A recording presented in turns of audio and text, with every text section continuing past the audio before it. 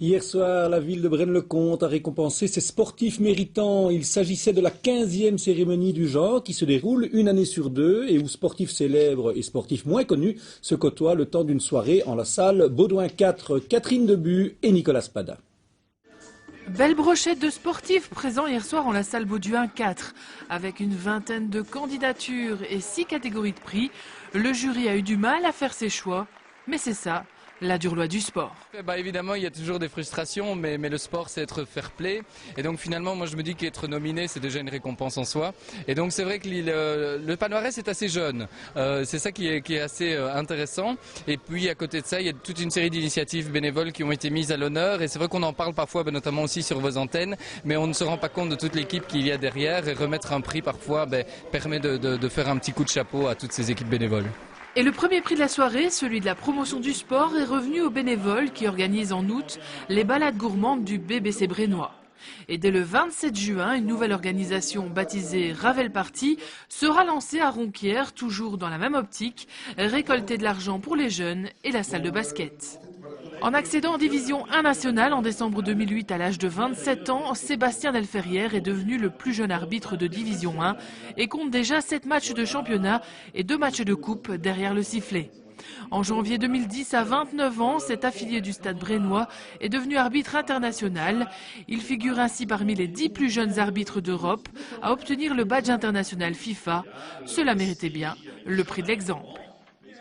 Et c'est à la suite de l'impro show que Jean-Claude Dubié, Olivier Leborgne et Patrick Ridemont ont remis à la cavalière Valentine Steeman le prix de l'espoir. Championne et vice-championne de Belgique, elle a participé au championnat d'Europe avec une 10e place en 2008 en Écosse et une 5e place cette année par équipe. Le BBC Brennois a nouveau récolté les fruits de son travail avec le mérite sportif collectif pour l'école des jeunes. Par ce titre, ce sont tous les entraîneurs et les jeunes qui se voient récompensés de leurs efforts.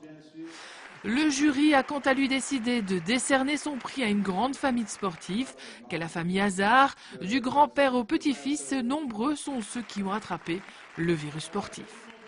Et enfin, le mérite sportif individuel 2008-2009 a quant à lui été attribué au boxeur Dardan Zenounaï du BC Buffy.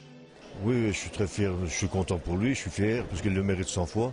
Parce que je vais parler des autres sports, mais c'est un garçon qui se lève tous les matins, qui est paracommando, qui travaille très dur et tous les soirs il vient à l'entraînement et il remet ça.